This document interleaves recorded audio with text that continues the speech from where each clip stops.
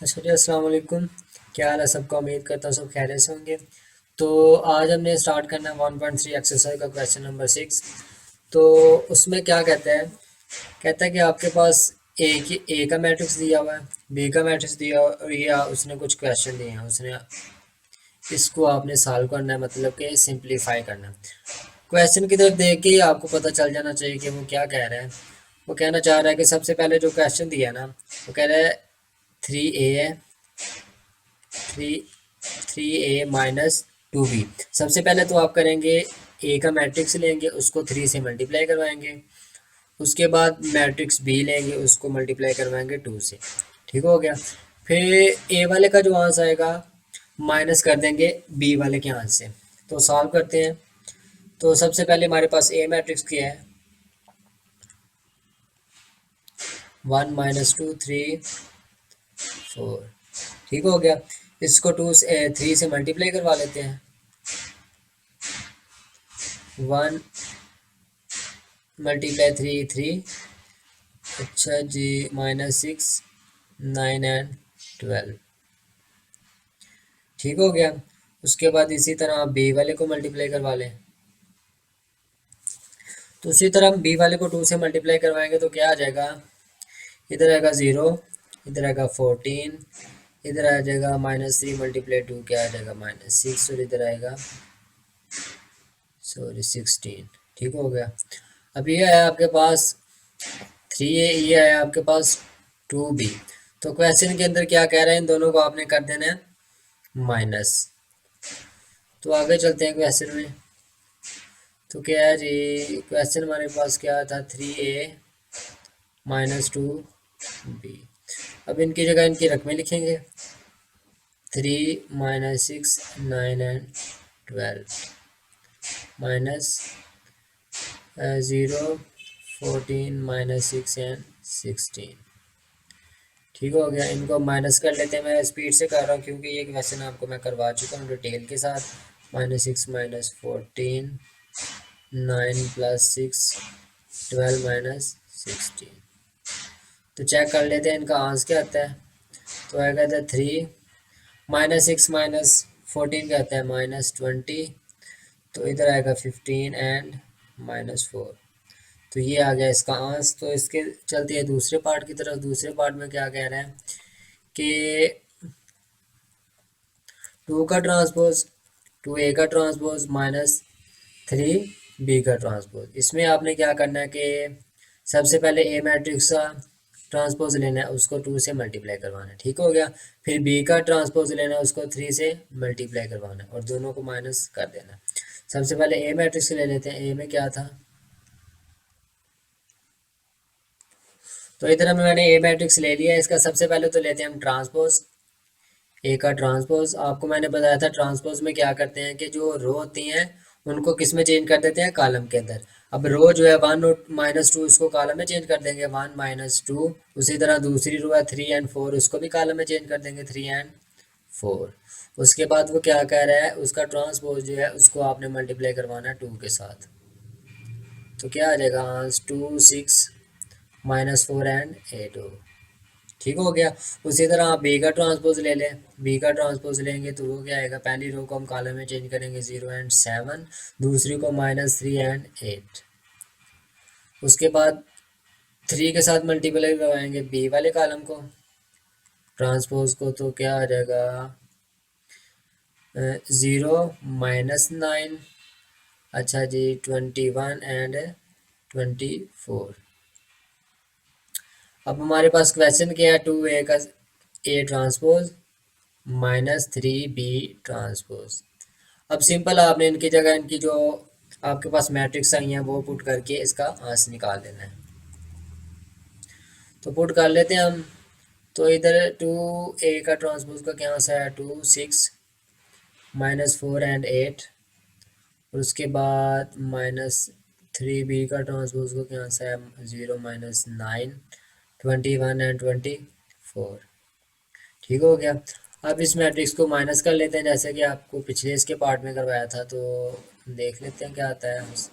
2 - 0 6 + 9 -4 - 21 8 - 24। ठीक है, इसका फाइनल आंसर निकाल लेते हैं 2, इधर आ जाएगा 15, इधर आ जाएगा जी -25, इधर आ जाएगा -16। ये इसका फाइनल आंसर है। तो ये था हमारे पास क्वेश्चन नंबर 6। तो अब चलते हैं क्वेश्चन नंबर 7 की तरफ। तो उसमें वो क्या कह रहा है, कह रहा है वो जो पिछला क्वेश्चन आपने मैंने करवाया ना, सेम टू सेम उसी तरह आपने यहाँ पे कुछ मैट्रिक्स है उनको मल्टीप्लाई करवाना है और आपस में प्लस कर देना है। तो उसके बाद मैं आपको बताऊंगा उसके बाद क्या करना है। क्वेश्चन नंबर 7 है, ये उसने मैट्रिक्स दिया है कुछ, ठीक है, प्लस ये वाला दिया हुआ है और इक्वल टू ये मैट्रिक्स दिया हुआ है। तो कह रहा है आपने फाइंड करनी है ए बी की वैल्यू। तो देखते हैं जी क्या कहना चाह रहा है वो। तो सबसे पहले आपने जो क्वेश्चन दिया है उसको सॉल्व करना है। तो क्वेश्चन में आप देखो तो 2 मल्टीप्लाई हो रहा है एक मैट्रिक्स के साथ, +3 मल्टीप्लाई हो रहा है दूसरे मैट्रिक्स के साथ। तो सिंपल आप पहले इनको मल्टीप्लाई करवा लेते हैं हम। 2 को अंदर मल्टीप्लाई करवाएंगे तो क्या आ जाएगा 4, 8 -6 एंड 2 a। ठीक हो गया। अब 3 वाले को मल्टीप्लाई करवाएंगे तो क्या आ जाएगा 3, 3b, उसके बाद 24 एंड -12 इक्वल टू जो उसने मैट्रिक्स दिया हुआ है 7, 10, 18 एंड 1। ठीक हो गया। उसके बाद आप सिंपल इस तरह, वो क्या कहना चाह रहा है कि प्लस करो, तो आपने सिंपल प्लस कर देना, +3 8 +3b, उसके बाद -6 +24 2a -12 इज इक्वल टू है 7, 10, 18 एंड 1 हो गया। ठीक है, तो नेक्स्ट ये सॉल्व कर लेते हैं, क्या आंसर आएगा इसका 7, 8 +3b, उसके बाद आ जाएगा 18 और इधर आ जाएगा 2a -12 is equal to 7, 10, 18 and 1। अब ये जो आपके पास क्वेश्चन बन गया ना, सेम टू सेम आपको एक्सरसाइज 1.1 क्वेश्चन नंबर 3 जैसा बन गया। ठीक है, उधर मैंने आपको क्या क्या बताया था कि कोई भी जब आपके पास मैट्रिक्स इक्वल होती है ना, तो आपने कोरिस्पेंडिंग चेक करना होता है कि इधर 7 7 के इक्वल है, ठीक है, ये वाली रकम इसके इक्वल है, 18 18 के इक्वल है और ये वाली इसके इक्वल है।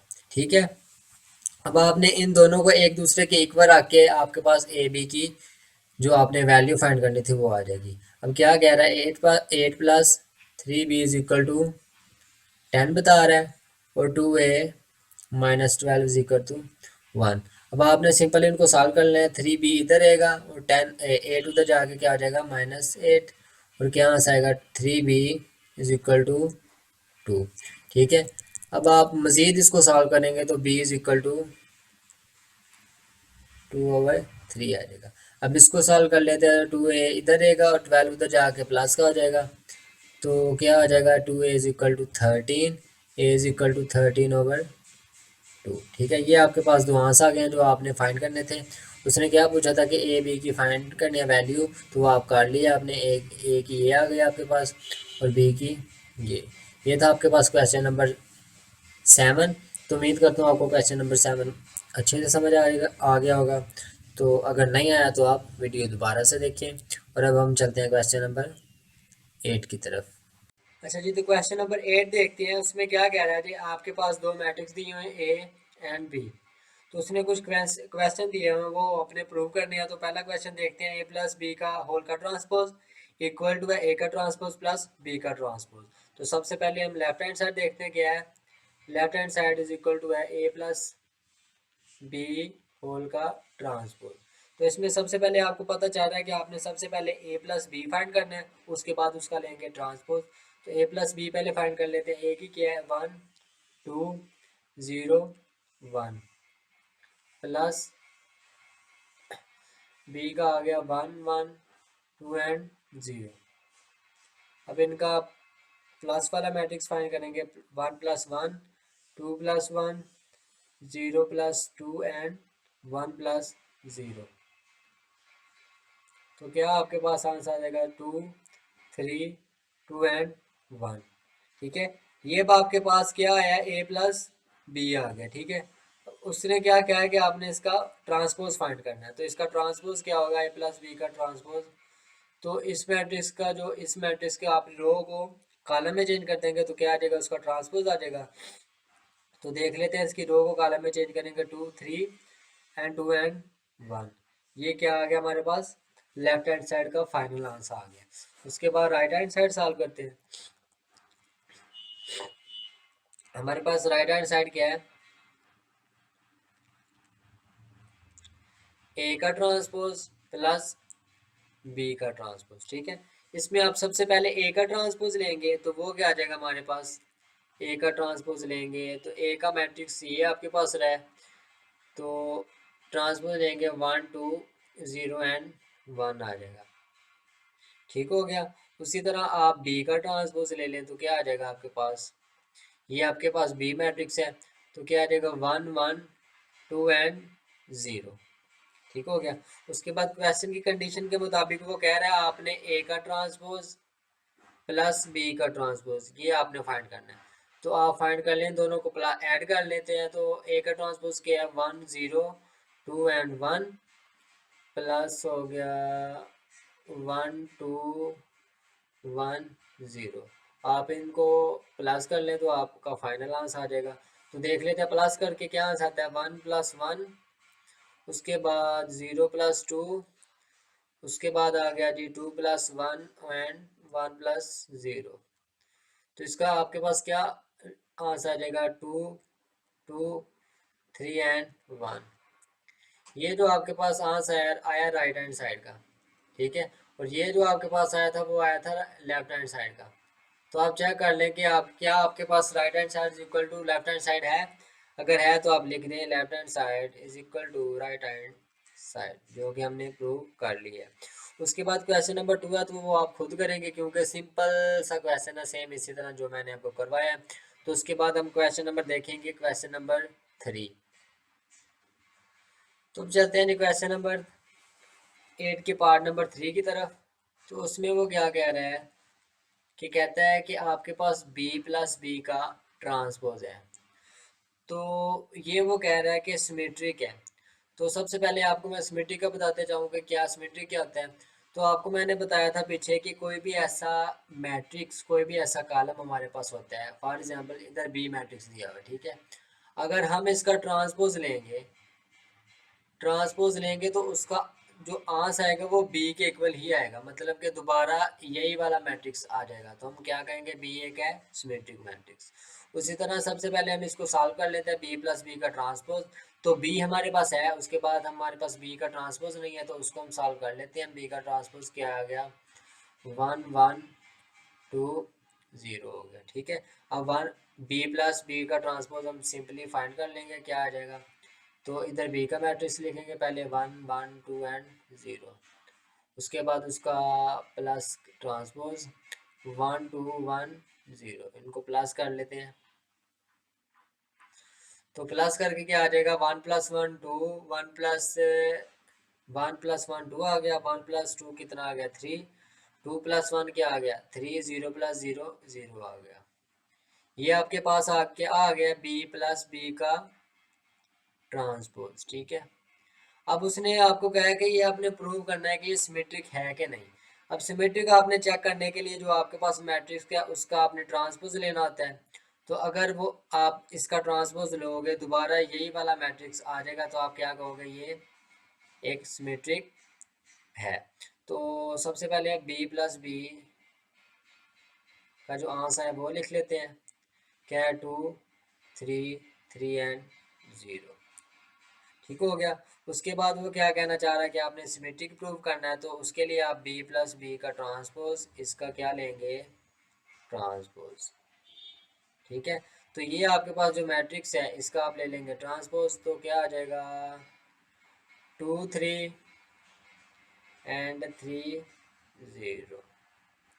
आप देखो कि आपने इसका ट्रांसपोज लिया है तो दोबारा वही मैट्रिक्स आ गया है। ठीक है, तो यही तो सिमेट्री की कंडीशन है कि आप इधर मैंने जो बताया था बी है उसका ट्रांसपोज लेते हैं तो दोबारा क्या आ जाएगा, वही बी का आंसर आ जाएगा। तो क्वेश्चन नंबर 3 था, ये बहुत ही ज़्यादा इंपॉर्टेंट क्वेश्चन है। 8 जितना भी क्वेश्चन है वो ज़्यादा इंपॉर्टेंट है इस सब भी एक्सरसाइज में से। ठीक हो गया, तो आपने ये वाला क्वेश्चन ज़्यादा अच्छे से करना है, पूरा क्वेश्चन नंबर 8। तो अब चलते हैं क्वेश्चन नंबर, तो क्वेश्चन नंबर 4 आपने खुद करना है, बल्कि 4 या क्वेश्चन नंबर 5 आप खुद कर लें, तो क्वेश्चन नंबर मैं 6 आपको करवा देता हूँ। तो अब चलते हैं क्वेश्चन नंबर 6 की तरफ। अच्छा जी, तो फाइनल क्वेश्चन है इस एक्सरसाइज का। तो उसमें क्या कह रहा है कि आपके b माइनस बी का ट्रांसपोज इसने क्वेश्चन में दिया हुआ है। कहता है इसको आपने प्रूव करना है कि ये स्क्यू सिमेट्रिक है। अब स्क्यू सिमेट्रिक मैंने आपको बताया था कि कोई भी आपके पास मैट्रिक्स दिया होता है b, फॉर एग्जांपल b आपके पास मैट्रिक्स है, ठीक हो गया, उसका आप लेते हो ट्रांसपोज, वो इक्वल आता है माइनस बी के। अब ये कंडीशन वो है जो बुक के ऊपर लिखी हुई है, मैंने जो आपको करवाई थी वो ये था कि आपने इधर भी माइनस से मल्टीप्लाई करवा देना है, उधर भी माइनस से मल्टीप्लाई करवा देना है। तो आपके पास क्या आ जाएगा, माइनस बी का ट्रांसपोज इक्वल टू बी। अब इसका क्या मतलब है कि आपके पास मैट्रिक्स बी दिया हुआ है, उसका आपने एक दफ़ा ट्रांसपोज लेना है तो और एक दफ़ा माइनस लेना है, तो क्या आपके पास आना चाहिए, बी आना चाहिए। तो अब ऐसे तो समझ ज़्यादा नहीं आई होगी आपको, उम्मीद करता हूँ कि जब क्वेश्चन सॉल्व करेंगे तो आ जाएगी समझ। तो उसके बाद हम देखते हैं b माइनस बी फाइंड करना है, तो b हमारे पास है, तो b का ट्रांसपोज लेके b का ट्रांसपोज फाइंड कर लेते हैं पहले। तो वो क्या आएगा, 1 1 2 एंड 0, ठीक है। उसके बाद b माइनस बी का ट्रांसपोज ये फाइंड कर लेते हैं, इनको माइनस कर लेते हैं, इधर b का ट्रांसपोज b का मैट्रिक्स लिखेंगे 1 1 2 एंड 0, माइनस इसका जो ट्रांसपोज आया हमारे पास 1 2 1 0, ठीक हो गया। अब इसका आप जवाब लिख ले, क्या आता है, 1 - 1 1 - 2 2 - 1 एंड 0 - 0। तो क्या आपके पास आ जाएगा 0 - 1 1 एंड 0, ठीक हो गया। अभी आपके पास जो उसने क्वेश्चन के अंदर मैट्रिक्स फाइंड करने के लिए कहा था वो आपने फाइंड कर लिया, ठीक हो गया ये वाला। अब आपने इस मैट्रिक्स को प्रूव करना है कि ये स्क्यू सिमेट्रिक है कि नहीं। अब स्क्यू सिमेट्रिक फाइंड करने के लिए आप उस मैट्रिक्स का क्या लेंगे, सबसे पहले इसका ट्रांसपोज लेंगे और सब उसके बाद इसका नेगेटिव मैट्रिक्स फाइंड करेंगे। तो क्या आंसर आना चाहिए, दोबारा यही मैट्रिक्स आना चाहिए, ठीक हो गया। तो चेक कर लेते हैं हमारे पास आता है कि नहीं। सबसे पहले क्या है हमारे पास, b माइनस बी ट्रांसपोज, ये वाला मैट्रिक्स क्या है, सबसे पहले तो क्या लेंगे, इसका ट्रांसपोज ले लेंगे, ठीक है। ट्रांसपोज लेंगे तो इसका क्या आ जाएगा, इस वाले मैट्रिक्स का ट्रांसपोज लेना, तो क्या आ जाएगा 0 - 1 1 एंड 0, ठीक हो गया। और स्क्यू सिमेट्री के लिए और कौन सी चीज़ फाइंड करते हैं, -0। अब ये जो हमारे पास ये वाला मैट्रिक्स आया है इसका हम करेंगे नेगेटिव मैट्रिक्स फाइंड। तो क्या आ जाएगा, नेगेटिव मैट्रिक्स जब फाइंड करते हैं तो मैंने क्या बताया था आपको, सभी एंट्रीज के साथ आप मल्टीप्लाई करवाती हो माइनस के साइन को। अब 0 के साथ तो मल्टीप्लाई करवाएं जिसको मर्जी, तो कोई फर्क नहीं पड़ता, इधर आ जाएगा वैसे का वैसे 0। उसके बाद 1 को मल्टीप्लाई करवाएंगे 0 के साथ, तो क्या आ जाएगा -1। अब -1 को 0 से माइनस से मल्टीप्लाई करवाएंगे तो क्या आ जाएगा 1। उसके बाद 0 से कोई फर्क नहीं पड़ा। अब आपने ये फाइंड कर लिया कि स्क्यू सिमेट्रिक की कंडीशन लगा के, अब आपके पास ये जो मैट्रिक्स आंसर है, आप देखें कि ये वाला मैट्रिक्स भी तो वही है जिसको आपने सॉल्व किया है। तब ये वाले मैट्रिक्स क्या कहलाएगा, स्क्यू सिमेट्रिक, जो कि उसने क्वेश्चन में पूछा था। उम्मीद करता हूँ कि आपको ये एक्सरसाइज अच्छे से समझ आ गई होगी। अगर किसी भी तरह की प्रॉब्लम है तो कमेंट में, ज़्यादा तो अच्छे से समझ नहीं आता कि क्या बंदा पूछ रहा है। तो ये कॉन्टैक्ट नंबर है, 03 इसके ऊपर व्हाट्सअप बना हुआ है, आप किसी भी तरह का कोई क्वेश्चन कोई मसला तो आप पूछ सकते हैं। 0316803409, ठीक हो गया। तो मिलते हैं अगली एक्सरसाइज के लिए, तब तक के लिए अल्लाह हाफिज़।